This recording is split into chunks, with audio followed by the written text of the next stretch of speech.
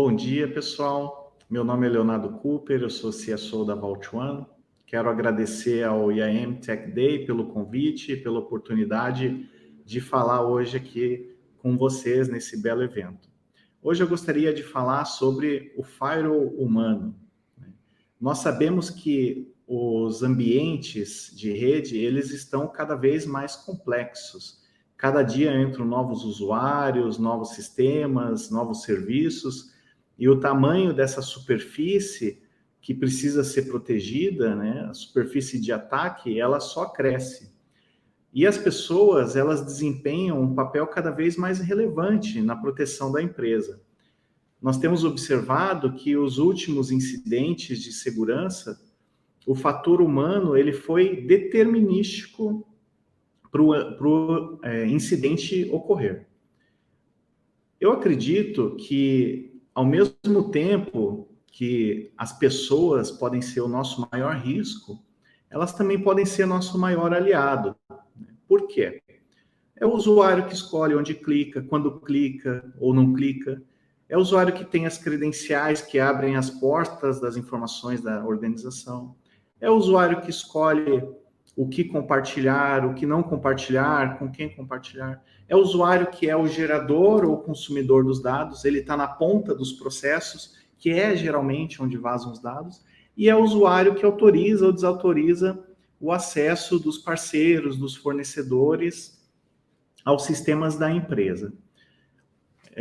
Outro fator que a gente precisa levar em consideração é que, segundo a Verizon, 62% dos incidentes de segurança envolveram agentes maliciosos, não da própria organização, mas sim de fornecedores. Então, isso é algo que a gente vai tratar aqui hoje também.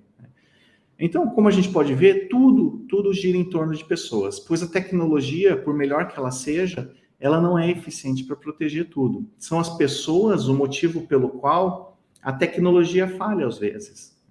Eu gostaria de aprofundar um pouco nesse estudo hoje e entender como é que a gente pode transformar as pessoas na nossa maior linha de defesa.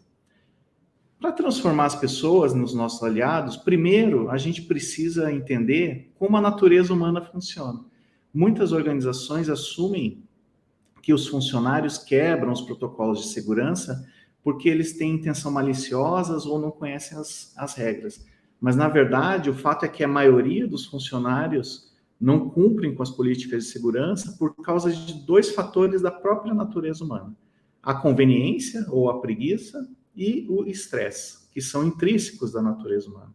Todos nós temos energia limitada e várias tarefas para fazer todos os dias.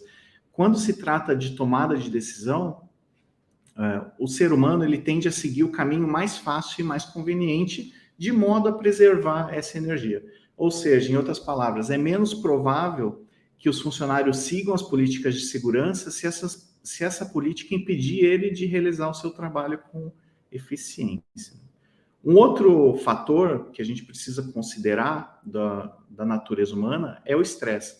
Um estudo recente da Universidade da Flórida descobriu que as violações são mais propensas a ocorrer em dias em que os funcionários sofrem mais de estresse. Seja por exigência familiar, que muitas vezes entra em conflito com o trabalho, né? Principalmente com o trabalho remoto, né? A pessoa está trabalhando ali dentro de casa, junto com todas as exigências que a família exige, seja o medo da segurança no emprego, né? Medo de perder emprego, exigências da própria organização e seguir as políticas de segurança cibernética, que muitas vezes fazem com que os usuários não se sintam protegidos e sim se sintam monitorados. Isso eleva o nível de estresse e, consequentemente, pode levar o usuário a tomar decisões erradas. E como a gente sabe, a segurança, muitas vezes, ela pode ser um pouco inconveniente, né? O problema é que essa mentalidade da conveniência, da zona de conforto, ele pode criar ou até mesmo alimentar esses camaleões para a segurança, né? O que são esses camaleões? Esses camaleões são aqueles servidores esquecidos, aquelas senhas altamente distribuídas, aquelas regras de firewall afrouxadas, aqueles sistemas que não estão atualizados, e assim vai. Ao mesmo tempo que a segurança ela não pode ser extremamente inconveniente, né? Porque isso pode forçar com que as pessoas passem por cima dos sistemas seguros para acharem atalhos. Então, se a segurança for muito inconveniente, vai fazer com que as pessoas achem atalhos, né? E isso vale não só para os usuários, mas acontece também com os gestores de segurança e assim vai. Portanto, um dos fatores mais importantes quando nós quisermos implementar o nosso firewall humano é levar em consideração a experiência do usuário. Quem não leva em conta a experiência do usuário não vai conseguir fazer com que as pessoas se tornem os seus aliados. E isso vai levar para que aconteça o principal vetor de ataque, né? Que são os humanos, né? Seja através de erros induzidos, né, por agentes maliciosos, seja através do uso indevido dos recursos da empresa, ou seja através de ataques sociais. Um relatório da Verizon levantou que 82% dos incidentes de segurança envolvem o fator humano. Vamos pegar o caso do Uber recente, né, como exemplo. Como é que aconteceu a falha de segurança nesse caso, né? Um contratado da empresa teve o seu dispositivo, né, o seu notebook hackeado, né, infectado por um malware, na verdade, e isso fez com que as credenciais dele ficassem expostas na Dark Web. É muito provável que o invasor ele tenha entrado na Dark Web e comprado a sua credencial corporativa do Uber, né? E aí o invasor começou a tentar fazer repetidos logins na conta desse usuário. Mas cada vez que ele tentava fazer um login, o usuário recebia uma solicitação para aprovação do login de 2 fatores, né? E o usuário inicialmente estava bloqueando todas essas solicitações. Eventualmente, o usuário aceitou, né? E o invasor fez o login com sucesso. Agora, por que ele aceitou? Talvez ele estava fazendo um login no mesmo momento do invasor, ou talvez ele estava estressado e não prestou atenção e acabou aceitando. Então, nesse caso, a falha humana aconteceu antes da falha sistêmica, o que é muito, muito comum. Tá? A segurança, ela é um trabalho de equipe, ela não é um trabalho de uma pessoa ou um departamento só. A segurança é como se fosse um encanamento com muitas e muitas junções, né? Onde cada parte dessa junção é uma pessoa ou um departamento. Será que a pessoa sabe proteger essa parte do encanamento dela, né, desse pipeline? Os programas de conscientização, de segurança, eles têm que levar em consideração a natureza humana. Mas, na verdade, a maioria dos programas tradicionais de conscientização geralmente tem a suposição equivocada de que se os funcionários estiverem apenas cientes, conscientes do protocolo, eles naturalmente vão fazer a coisa certa.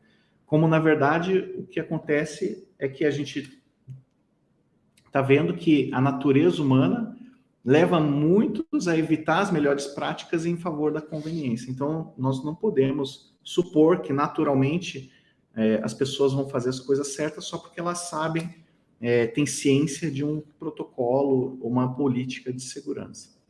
Para mudar essa mentalidade, é necessário que a liderança não apenas informe os funcionários sobre as regras de segurança, mas também explique por que essas regras são importantes para os indivíduos e para a empresa. A pessoa, ela precisa ter uma visão do pipeline como um todo, né? O papel que ela tem para proteger esse pipeline. Uma vez que os colaboradores entendem o papel que eles têm para manter a organização segura, eles vão ter mais incentivos para seguir os protocolos. Então, quando a gente fala de gestão, né, de segurança, a gente tem que fazer uma gestão de segurança por contexto e não por controle, né? Da mesma forma, antes de culpar os funcionários, né, por ultrapassarem alguns protocolos de segurança, por conveniência, as organizações têm que revisar suas políticas. principalmente revisar aquelas que consomem tempo e que são difíceis de seguir. Então, se a gente pegar um componente crítico da organização, por exemplo, senhas, né? As políticas de senha muitas vezes ignoram a experiência do usuário. Um requisito para criar uma senha forte, exclusiva, redefinir ela a cada 90 dias, ele é muito exigente e ineficaz se você deixar isso na mão do usuário, sem apoiá-lo, né, com um gerenciador de senhas da organização ou algo nesse sentido. Então, além da tecnologia, um outro ponto importante para se preocupar é a cultura de uma empresa, né, que pode ser moldada aí pela pressão social que o colaborador sofre dentro da empresa. Então, por exemplo, se todos os gerentes da empresa fazem o logout dos seus computadores antes de sair da sua mesa, né? É muito mais provável que o funcionário faça o mesmo, né? Sem ele ser explicitamente instruído a fazer isso. Então, ele aprende pelo exemplo. Então, agora, eu quero falar de 4 pontos importantes que a gente tem que levar em consideração quando nós formos criar esse firewall humano. Eu quero trazer 4 temas para ser levado em consideração. Depois disso, eu ainda vou passar um passo a passo ali de como começar ou melhorar a implementação do teu firewall humano.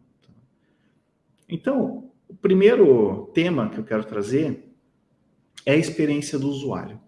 Nenhum programa de conscientização, nenhuma política, nenhuma ferramenta, ela vai ser boa o suficiente se ela não levar em consideração a experiência do usuário. Muitas vezes a gente pensa nas ferramentas mais seguras, mas a gente ignora o que o usuário pensa disso. Muitas vezes nós somos muito técnicos e menos humanos. Então, eu fiz um checklist aqui, né, para qualquer esforço de implementar segurança que envolva o usuário. São coisas que vocês têm que levar em consideração. Então, primeiro ponto, levar as pessoas a tomarem boas decisões, independente do conhecimento. Como? Como é que a gente faz isso? Bom, desenhando fluxos seguros de trabalho, né? Então, por exemplo, um funcionário ele recebe uma mensagem de um colega, né, um colaborador da empresa, para passar um código MFA ou uma senha de um servidor, por exemplo, né? Então, o que seria um fluxo seguro nesse caso? Ele não ter a senha desse servidor, né? Isso já seria um fluxo seguro, né? Ou ele não ter que receber os códigos MFA no celular pessoal. Ou, por exemplo, ele ter um token físico de acesso. Então, são coisas que a gente pode pensar que evitariam o usuário a tomar más decisões, né? Outro ponto, incentivo para tomar as melhores decisões, né? Então, por exemplo, o caminho mais fácil para fazer o checkout de uma senha, ele tem que ser pelo gerenciador de senhas da empresa. Ou seja, o esforço para o usuário conectar num servidor ou conectar num website, ele tem que ser menor pelo gerenciador de senhas do que por conta própria. Dessa maneira, a gente está incentivando ele, diminuindo o esforço que ele teria para executar o trabalho dele com eficiência. Outro ponto, deixar as interfaces de segurança perto do usuário para melhorar comportamento. E quando eu falo interface, eu não estou falando apenas de interface de sistemas, tá? Mas de interfaces humanas também. Então, por exemplo, quando o usuário tiver uma dúvida de segurança, né? Será que tem alguém perto dele para ajudar? Será que ele tem um caminho rápido para tirar essa dúvida? Tá? Outro ponto para levar em consideração no processo, na experiência do usuário. Analisar as estatísticas para determinar onde os usuários estão falhando. Então, coletar dados estatísticos é uma das melhores formas de ter uma melhoria de processo, né? Por exemplo, você sabe na tua organização quantas senhas são compartilhadas, o canal por onde elas são compartilhadas, quantas chaves de VPN você tem, se essas chaves estão com usuários que ainda trabalham na empresa ou se estão com ex-funcionários, quantos usuários clicam em links inseguros, e assim vai. Então, tem infinitas estatísticas aí que vocês podem extrair da organização de vocês. Outro ponto para melhorar a experiência do usuário, determinar as permissões e acessos para prover ou reduzir, tá? Eu vou contar uma coisa que eu aprendi nesses anos todos aí, em relação a isso. o usuário comum, ele não gosta de ter permissão demais, né? E nem de menos, né? Ele não gosta de ter permissão demais porque isso vai deixar ele inseguro e estressado e com medo de errar. E ele também não gosta de permissão de menos porque isso não vai deixar com que ele faça o trabalho dele com eficiência. Então, o usuário ele tem que ter as permissões adequadas, tá? Menores possíveis, mas desde que isso não afete a execução do trabalho dele com eficiência. E um outro ponto é a melhoria do processo através de feedback, né? Então, você tem que ter conversas com seus usuários e saber o que eles pensam sobre os seus processos e suas políticas de segurança, né? Porque isso afeta a vida deles diariamente. Então, não esquecendo que se algo for inconveniente, eventualmente o próprio usuário vai parar de usar ou de seguir a política de segurança. Então, a experiência do usuário é um dos pontos mais importantes que nós temos que levar em consideração quando se trata de segurança da informação. Um outro ponto é a melhoria do processo. Esse seria um outro ponto do pilar. O firewall humano, ele não é algo que você instala e não olha mais para ele. Ele é um programa contínuo. Um estudo revelou que demora meses e meses para as organizações se adaptarem quando novas ameaças surgem, né? Então, analisar os papéis e as funções do usuário em relação às melhores práticas de segurança é algo que vai trazer muito conforto aí na criação dessa cultura, na melhoria desse processo. Eu gosto muito da ideia de comitês de segurança, né? Porque de uma forma ou de outra, quando você tem comitês de segurança, você vai estar sempre fazendo um pequeno upgrade, uma pequena melhoria nos teus processos e nos papéis da organização. Outro ponto, otimizar práticas para simplificar e reduzir erros. As boas práticas, elas são aquelas mais simples. Então, nós temos que ter sempre a mentalidade de simplificar e não complicar, né? Definir as práticas dentro dos processos e dos guidelines. As melhores práticas, elas não podem ser pontas soltas dentro, ou iniciativas soltas dentro da organização. Elas têm que estar dentro do mesmo componente, dentro de um processo, dentro de uma ferramenta, ou dentro de um guideline. Ela não pode ser iniciativas isoladas.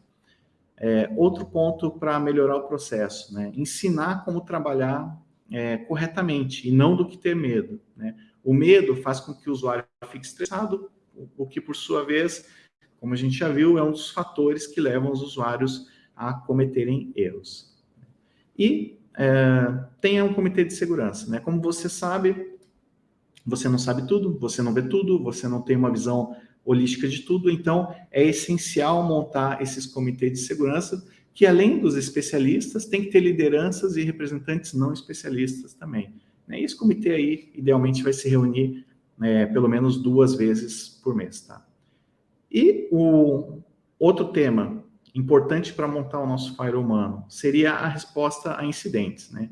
Incidentes vão ocorrer. Infelizmente, é nessas horas que as empresas demonstram a maior imaturidade para lidar com o incidente, e também é quando as empresas criam ou tentam criar, né? Muitas empresas tentam criar balas de prata, né? Baseada em opinião de especialistas e não em ciência comprovada, né? Então, quando isso acontecer, é importante a gente mapear por que o incidente ocorreu. Foi falha humana? Foi falha sistêmica? Foi falta de política? Foi falta de orçamento? Foi falta de ferramenta, né? É importante endereçar o motivo e tomar responsabilidade, não simplesmente fazer um caça às bruxas aí, como muitas organizações fazem. Por que o usuário agiu de maneira a colaborar com o incidente? Então, se o usuário teve parte, por que ele agiu dessa maneira? Faltou política? Faltou treinamento? Faltou ferramenta? Quais foram as falhas de conscientização do usuário? Quais foram as falhas sistêmicas? Planeje novas medidas de remediação, analise como as medidas se saíram e lições aprendidas e o que melhorar, né? Então, todo esse contexto ele tem que estar presente no nosso, na nossa forma de lidar com os incidentes, tá? De dar uma resposta aos incidentes.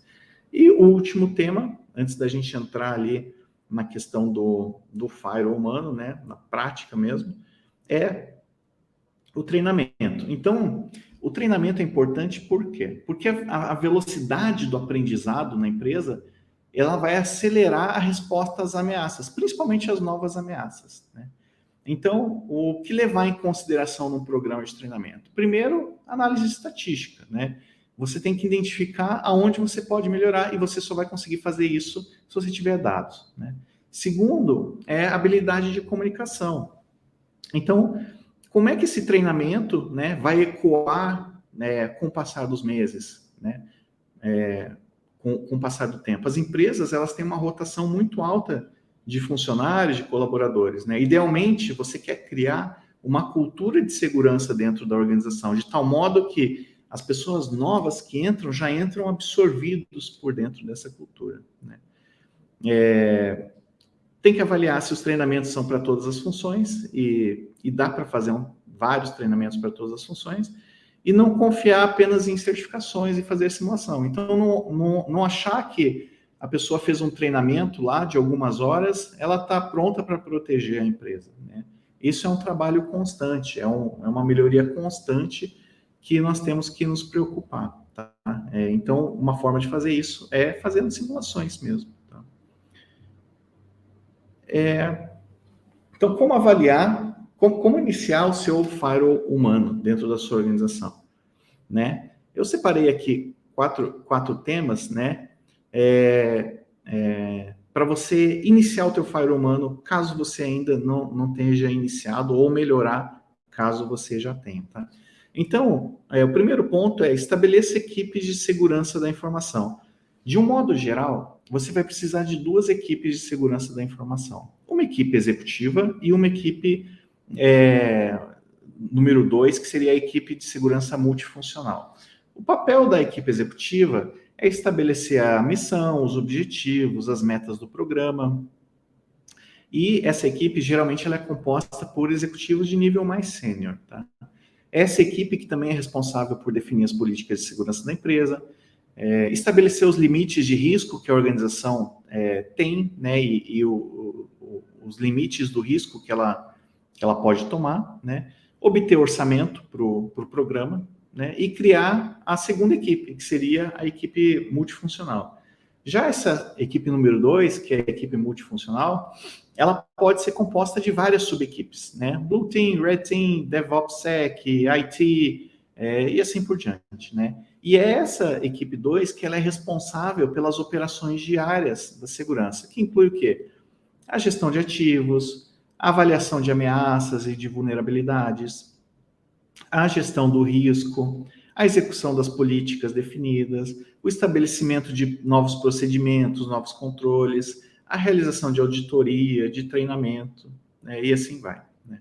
Então, esse é o passo 1. Passo 2, crie um plano de gerenciamento de incidentes e de recuperação de desastres, né?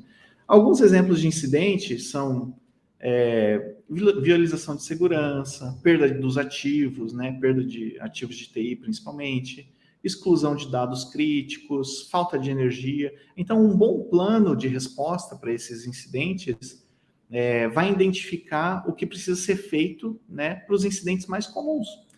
Já os incidentes de uma natureza mais catastrófica, digamos assim, ele exige um plano de recuperação de desastres também. Passo número 3, muito importante nos dias de hoje, gerencie terceiros, né? Hoje, a gente vive um complexo ecossistema de informações e, geralmente, todas as empresas incluem terceiros como fornecedores, vendedores, intermediários, fabricantes e assim vai. E, muitas vezes, essas brechas de segurança que a gente sofre na nossa empresa pode vir da rede ou das práticas inseguras dessas empresas terceirizadas. Então, um bom ponto de partida aqui é você fazer uma lista de todos os terceiros que vocês têm, que a tua empresa interage, certo? Priorizar essa lista com base na extensão do dano que essa empresa pode te causar e na criticidade de informações que essa empresa trabalha, né? As tuas informações. Depois disso, depois que você tiver essa lista, priorizada, aí você vai tentar descobrir quais são as medidas de segurança que essas empresas aplicam e vai poder exigir os controles necessários para essas empresas. Então, vocês veem que o trabalho da segurança, né, da gestão de segurança, ele não cabe mais só dentro das 4 paredes da organização, ele extrapolou isso para toda a rede de fornecedores. Então, tem 5 perguntas ali que você pode fazer para o teu fornecedor de software, por exemplo. Você revisa a segurança a cada fase do ciclo do desenvolvimento do software? Que metodologia você usa para testar seu produto? Né? Você usa terceiros, né, para avaliar a segurança do seu produto? Você tem squads de segurança, né, antes de lançar alguma coisa nova? Você usa ferramenta automatizada de segurança ou de revisão de código? Então, são coisas que vocês têm que avaliar os terceiros. E o passo 4, para você iniciar o seu firewall humano, seria conduzir treinamentos.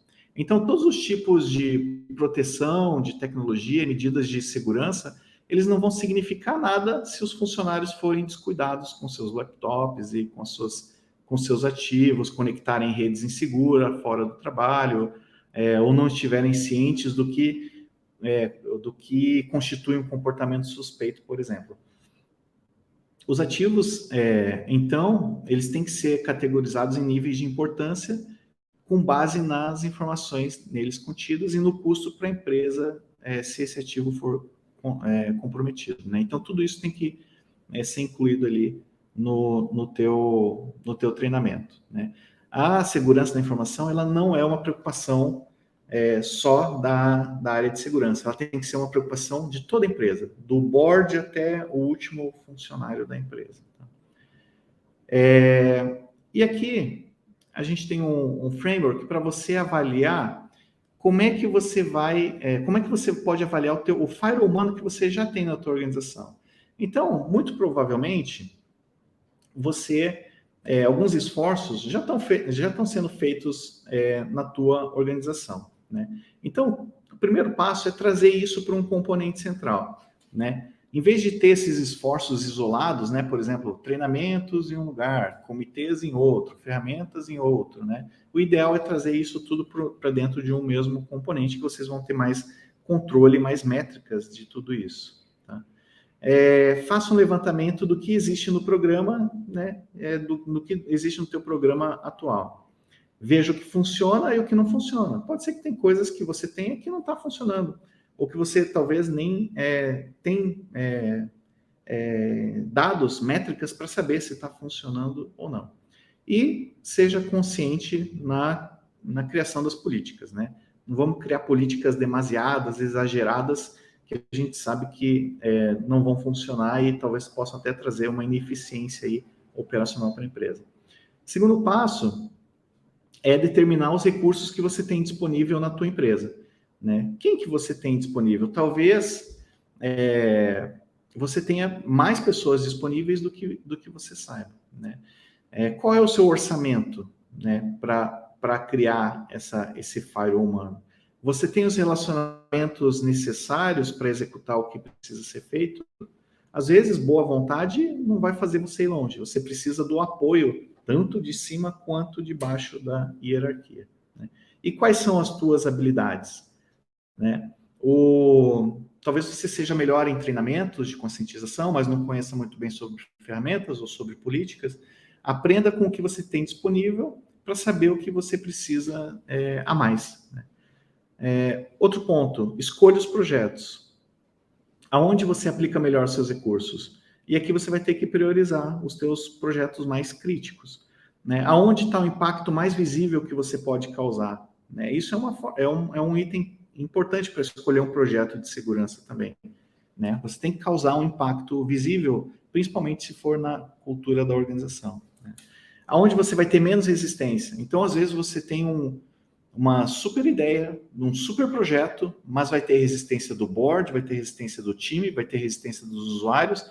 Será que é o melhor projeto para executar nesse momento? Né?